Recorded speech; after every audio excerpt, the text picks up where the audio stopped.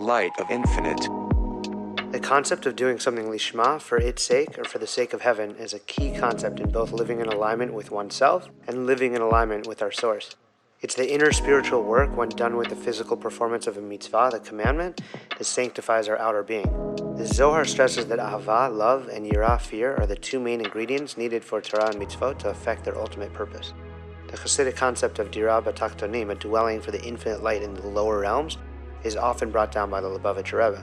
It's expounded by the verse, "They shall make me a dwelling, and I will dwell amidst them." V'shachanti b'tocham. Grammatically, the text should have said, "V'shachanti b'tocho," I will dwell within it, the Mishkan. According to the Lishmah, this indicates that in addition to building the physical Mishkan, Hashem wants every Jew to make themselves and their home a holy place so that he can dwell among every Jew. So we are each tasked with building a personal temple from the inside out. The more we work on building and revealing that holiness within ourselves and each other, the more Hashem's presence is fully revealed in the world, and the closer we get to the third and final temple and redemption. It's a fundamental lesson. Think globally, act locally.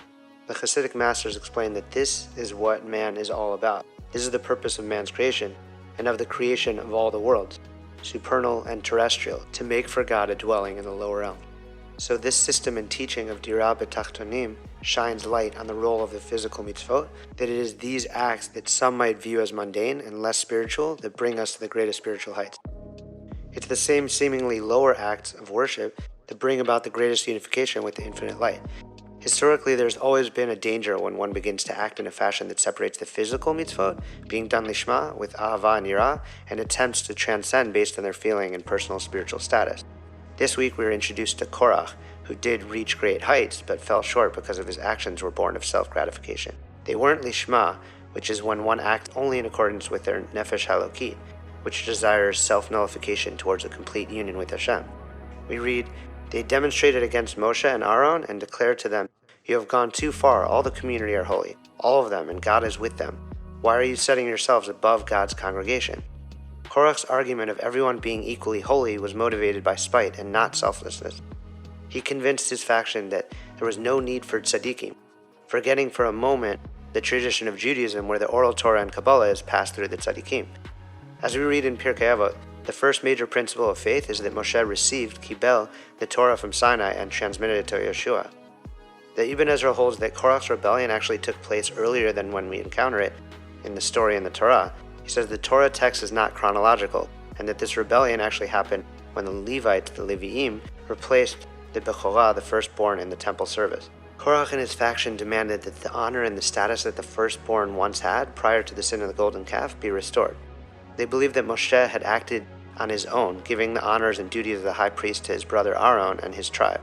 When Korach shouted, "All of the nation is holy," he was referencing Hashem's command, "Sanctify me, every firstborn."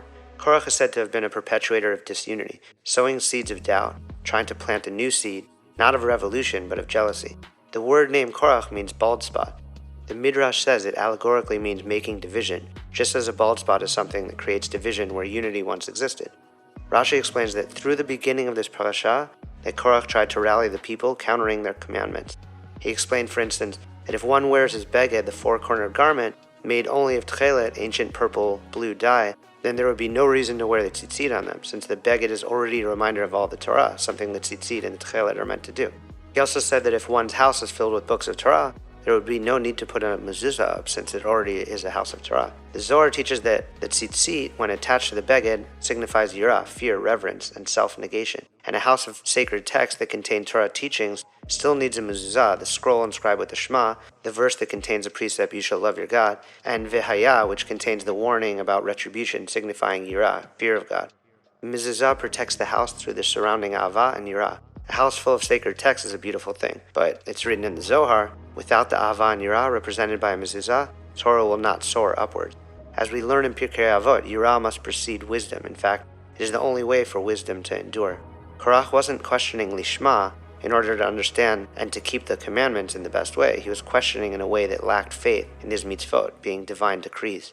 His most pronounced dissent, however, was against the priesthood and their special status. Korach questioned how one group within the Jewish people could be viewed as holier if everyone received the Torah at Sinai.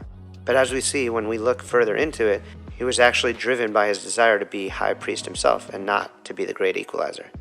The rebellion ultimately was born of safek, doubt, and envy. The children of Israel started to question Moshe's motives, thinking somewhere along the way he might have become selfish, no longer purely obedient to the word and command of Hashem.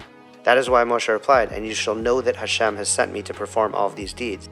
The deepest part of Korach's rebellion is that it questioned the way fate is orchestrated by people of faith in concert with Hashem. Had Korach been successful in any way in reverting all status and honor to the default of firstborn, it would have meant that the status and blessing given from Yitzchak to Yaakov as the forefather of the chosen people would be questioned and in a sense reverted back to Esav. That is why Rashi explains that when the Torah states, Korach, son of Izhar, son of Kohath, son of Levi, it stops just before it would otherwise mention son of Yaakov. Rashi says that Yaakov sought mercy, meaning he prayed over his name, "To the assembly let my honor not be joined." In a way, not mentioning Yaakov in relation to Korach, in this verse is pointing out to Korach that Yaakov, with his blessing, reversed the standard of the pagan world that the firstborn always receives the highest status. And he did the same when he blessed Ephraim before Manasseh. So this verse acts as a reminder to Korach that if his wish for the status to always go to the firstborn were to come to fruition, Korach would actually not be a part of the chosen people, as that status would have gone to Esav and his descendants.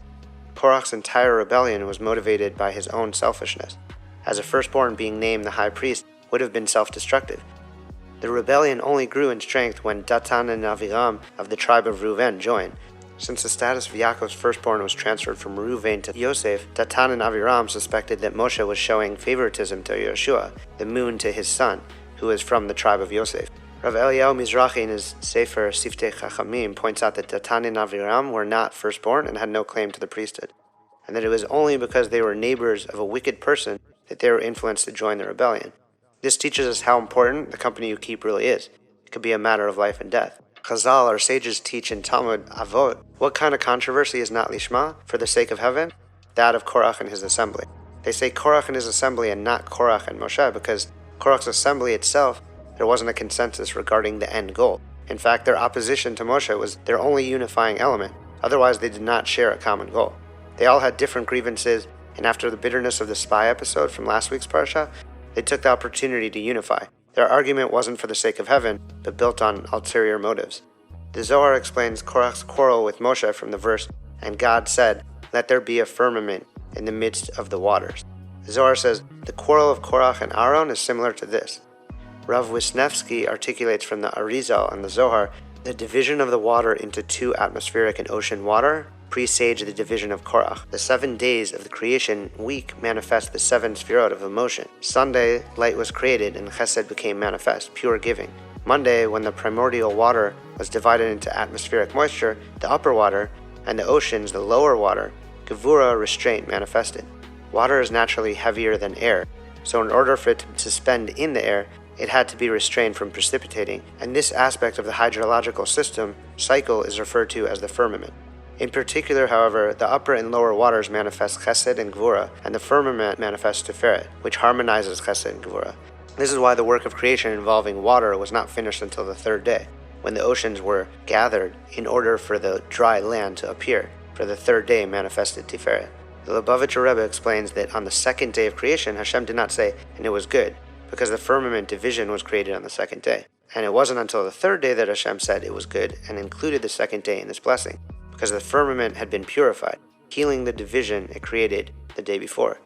This teaches us that constriction and concealment creates division, leaving us with the task to reunite all the elements that were once whole. Our entire purpose is to take the fallen sparks of disunity and elevate them to their source, the infinite light itself. The Rebbe explains further that the spies incorrectly considered it a spiritual descent to give up the manna, the bread from heaven, they had in the desert in exchange for fulfilling the mitzvot.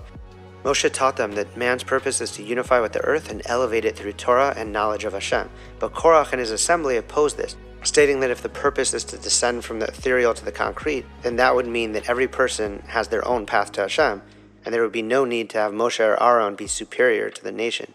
Korach was haughty, which is associated with idolatry, as is stated in Talmud Sota, "Lest your heart grow haughty and you forget the Lord your God." Rabbi Nachman of Breslov says that the antidote to haughtiness is to attach oneself to the tzaddik, being mindful of the fact that there is always someone greater and wiser than oneself. Instead of doing this, Korach led a rebellion against Moshe. The spies were wrong in thinking that they must engage only in heavenly matters, and Korach and his cohorts were wrong in thinking that there isn't a tzaddik that gives his spirit to all of creation. As we know, Torah is a combination of the ethereal and the concrete, of heaven and earth, of the finite and the infinite. And so we need tzaddikim and priests in order to help us ascend and spiritualize reality. Levi Yitzchok of Berditchev teaches in Kedushat Levi that Korach didn't think that the Torah could assume the trappings of this world. It was at that moment that, as we read, the earth opened its mouth and swallowed them up with their households, all Korach's people, and all their possessions. Levi Yitzchok explains that it was as if the earth was saying, if you are unwilling to sanctify me through your deeds and to purify me through your service, there is no place for you in this material existence. Man's task is here on earth, not in heaven. Whoever is unprepared for this will return to his spiritual source. Let him not waste his time here. Rabbi Nachman teaches, when judgments are secondary to kindness, suffering can be avoided. Suffering comes from the power of the yirah, the evil inclination, which is another source of judgment. Sin causes arousal of judgment, while serving God causes arousal of kindness. A person must create unity and peace between opposing sides. That is what mitigates divine decrees. The lesson, especially in times like this, is that pointing fingers and blaming others, feeling as though airing grievances while hoping for self-serving resolution, only creates division, hate, and unrest. It's only by taking what feels divided and bringing it together that harmony can be achieved. Our task is to bring godly awareness into physicality, and by doing that, every element and every person is elevated. The tzaddikim are tapped into levels of spiritual reality and divine consciousness that most of us could only hope for, which is why in Pirkei Avos it says, make for yourself a rav, a teacher, acquire for yourself a friend, and judge every person on the positive side. Because no one is meant to be alone, and no one should think that they have all the answers.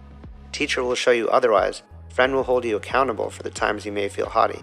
Judging others and yourself favorably is the only way to not let the fallen sparks and division create further disunity.